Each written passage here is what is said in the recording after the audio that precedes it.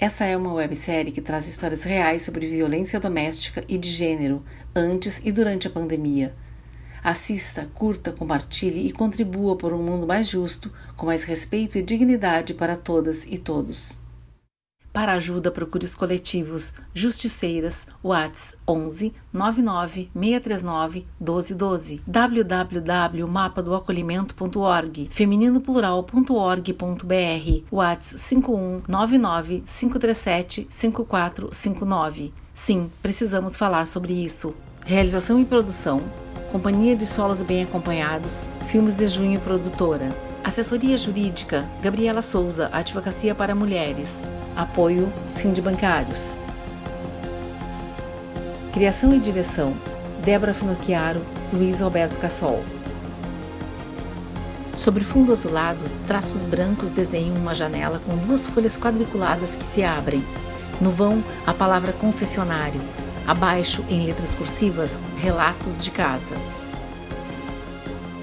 Episódio 5. Noêmia, com Sinara Robin. Enquadrada dos ombros para cima, é branca, tem rosto redondo e cabelos pretos curtos repartidos para sua esquerda. Eu sou Noêmia, tenho 55 anos, sou solteira, ativista dos movimentos sociais pela justiça e aceitei participar da campanha Confessionário Relatos de Casa, porque estou convencida de que ao compartilhar histórias podemos inspirar outras pessoas que passam talvez por situações semelhantes dessas violências que nos assolam a nossa existência. Imagem na tela do computador. Eu sei que eu estou falando para um computador e que isso muito me ajuda, porque eu estou também ouvindo a minha voz. E é bem importante que a gente ouça também a nossa voz ao falar dessas histórias. Conto para vocês um episódio muito, muito significativo daqueles que levam com a gente toda uma vida. Eu, quando aceitei esse desafio... Agora em tela cheia. Eu fiquei muito impressionada com as coisas que fui vendo também nestes tempos de pandemia, neste isolamento social em que a gente está vivendo. Questões muito profundas e muito grandiosas. Bueno, conto para vocês... Sorri levemente. Que eu quebrei um pouquinho o isolamento social, porque fui à casa do meu cunhado e ver as minhas 2 sobrinhas que eu tenho muita ligação e que fazia muito tempo que eu não as via. E alguma coisa dentro do meu coração dizia que eu tinha que fazer isso, porque ansiosa. Eu estava notando a menor, a mais nova delas, com apenas... Leva a mão ao peito. 12 aninhos, dizendo com um olhar perdido, e eu me perguntando para onde vai esse olhar, o que é que está se passando, eu preciso tê-la mais perto de mim. E eu fui até lá.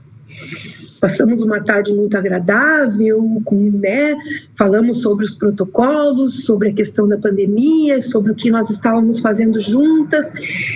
E eu, lá pelas tantas, elas foram fazer na cozinha um chá. Nosso lanche. Ao fundo, um balcão. E eu, com luminária, planta e outros objetos. Tentei, então, ficar observando elas na cozinha. Quando o telefone emite lá o som de uma mensagem chegando. Minha sobrinha menor deixou o telefone no sofá onde eu estava. Fiquei na dúvida, pego, não pego, mas ao mesmo tempo estou muito preocupada com o que ela está passando. Ela não é a menina alegre de sempre. E eu abri o telefone. E ali... gesticula. Fiquei muito perturbada com o que eu estava vendo. Uma fotografia de um rapaz chamando, precisamos de mais fotos. E eu fui e eu abri mais fotos, porque era um desses aplicativos, desses sites, e eu fui e eu vi as fotos e aquilo, confesso, me tirou o chão. o chão que eu estava pisando se abriu. E eu, então, fui vendo fotos de outras meninas, de mulheres jovens, adolescentes, e a minha sobrinha, que estava com seu corpo desnudo, fotos de muitos jeitos e todas a impressão de ser, não sei se isso descreve um pouco, e vocês podem imaginar, mas eram fotos, pareciam selfies mesmo. Neste exato momento, a minha cabeça girou muito e meu pensamento se foi muito mais longe, e eu vi aquela Noêmia pequenininha também. O que eu faço com ela? De repente ela aparece como se fosse a minha sobrinha, e uma vontade muito grande de amparar, de abraçar e dizer onde é que eu estava todo esse tempo. Onde é que nós estávamos todo esse tempo? Quanto tempo isso acontece? O que é que está acontecendo? E eu, então, fechei o computador, o telefone, fechei e disse, não posso agora. Eu não vou falar sobre isso agora. Desliguei o telefone, esperei o lanche e nós ficamos as três conversando. Eu fui para casa pensando muito, meu corpo sacudido de tanta emoção, quase me descontrolando.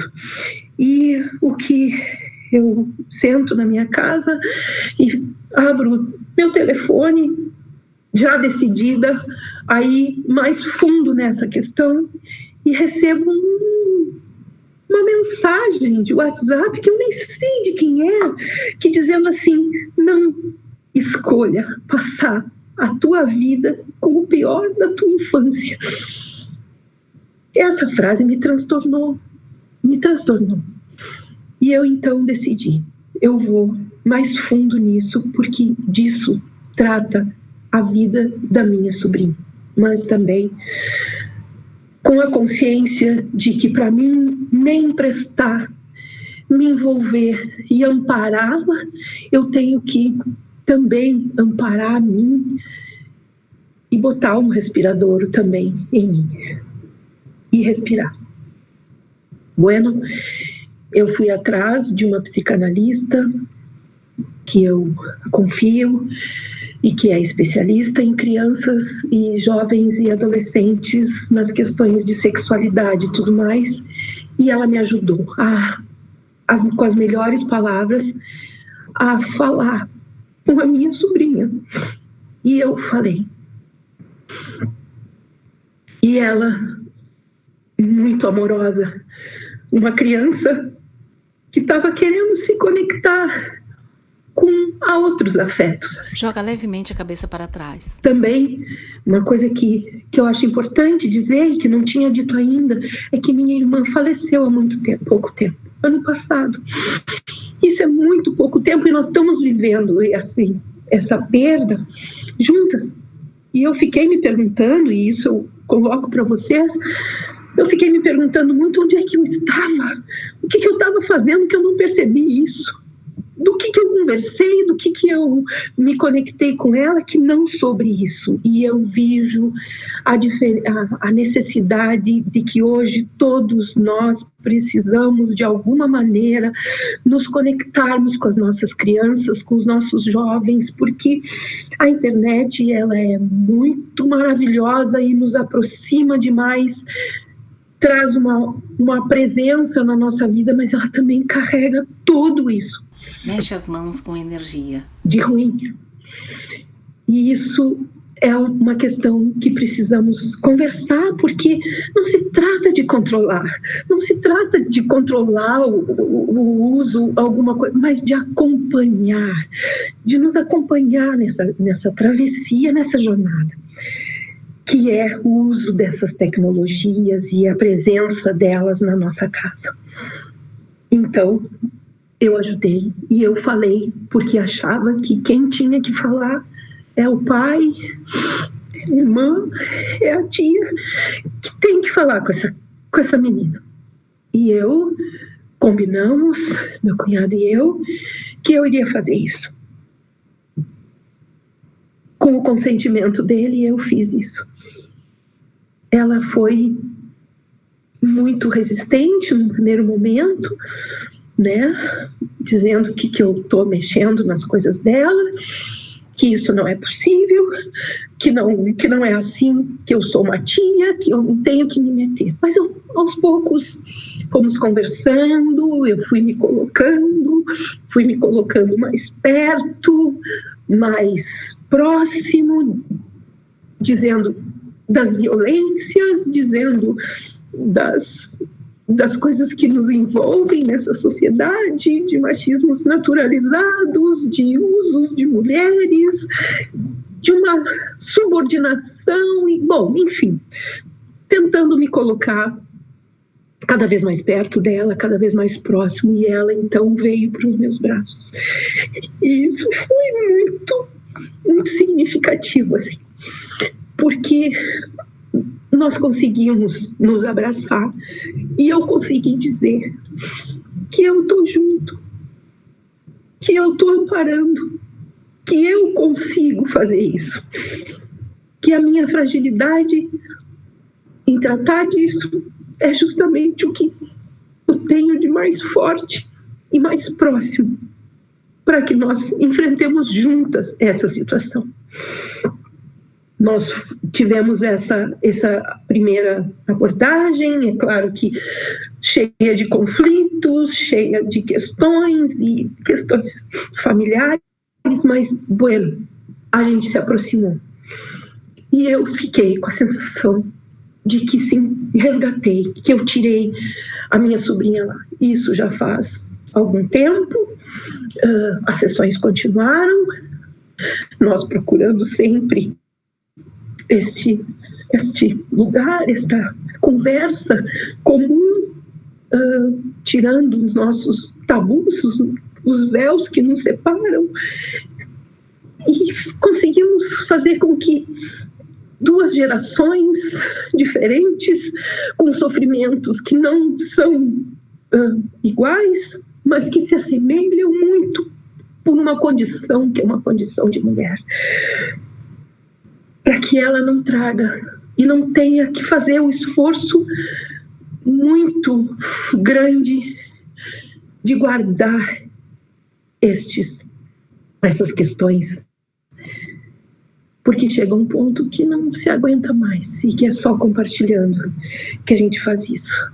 Hoje nós já estamos bem mais fortalecidas como família, como mãe, enfim, como tia, né, que acaba até cometendo esse ato de dizer mãe, mas nos aproximando. E sim, nós tivemos a coragem de denunciar, porque isso é uma questão que a sociedade tem que enfrentar também. Enfrentamos como família, mas enfrentamos como sociedade. Isso não pode acontecer.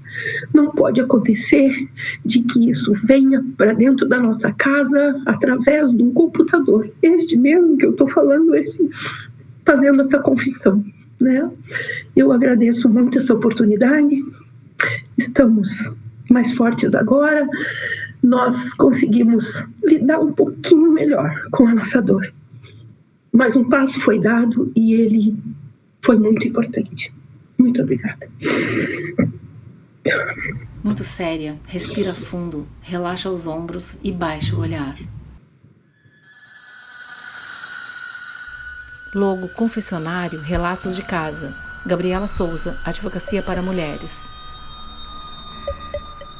A prática de mandar nudes, fotos íntimas, faz parte do atual jogo de conquista, em que, ao longo dos anos, essa conquista vai mudando e, com a internet, os nudes vieram para ficar. Mas é necessário ter alguns cuidados quando se envia uma foto íntima. É branca. É importante sempre enviar uma foto para alguém que tu confie, para alguém que tu conheça, não para um desconhecido. Da mesma forma, é importante preservar o teu rosto, preservar a tua casa, preservar imagens da tua casa. Se tu tiver piercings, tatuagens, é importante não mostrar isso, porque assim, em caso de vazamento, tua imagem vai estar um pouco mais preservada. Usa os cabelos pretos presos. Da mesma forma, é muito importante que a gente entenda que criança não manda nude. Criança não tem essa vontade. E qualquer pedido de imagens infantis, imagens de jovens e adolescentes, ele é criminoso e deve ser reportado às autoridades imediatamente para que seja investigada se, por exemplo, essa foto ela está em algum lugar da internet, ela está em algum site, e todas as providências devem ser tomadas para proteger integralmente essa criança ou adolescente. A tela escurece. Denuncie. Se você é vítima ou conhece alguém que seja vítima de qualquer tipo de violência, denuncie, para que não existam mais histórias como essa. Procure a Delegacia da Mulher da sua cidade ou Disque 180. Para ajuda, procure os coletivos Justiceiras, WhatsApp 11 99 639 1212, www.mapadoacolhimento.org, feminino-plural.org.br, WhatsApp 51 99 537 5459. Créditos selecionados. Criação, direção e roteiro, Débora Finocchiaro, Luiz Alberto Cassol. Adaptação coletiva a partir de relatos de Gabriela Souza, de notícias e histórias diversas. Preparação de elenco, Débora Finocchiaro. Direção de fotografia e direção de produção, Fred Paz. Montagem e desenho de som, Leonardo Capellati. Trilha sonora, Laura Finocchiaro.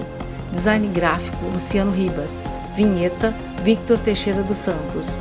Audiodescrição, Marilane Castro da Costa, Felipe Mianes. Legendas em português, Marilane Castro da Costa. Libras, Ângela Russo. Assessoria de imprensa, Padrinho Agência de Conteúdo. Social Media, Gabriela Roden Tellini. Assessoria jurídica, Gabriela Souza, Advocacia para Mulheres.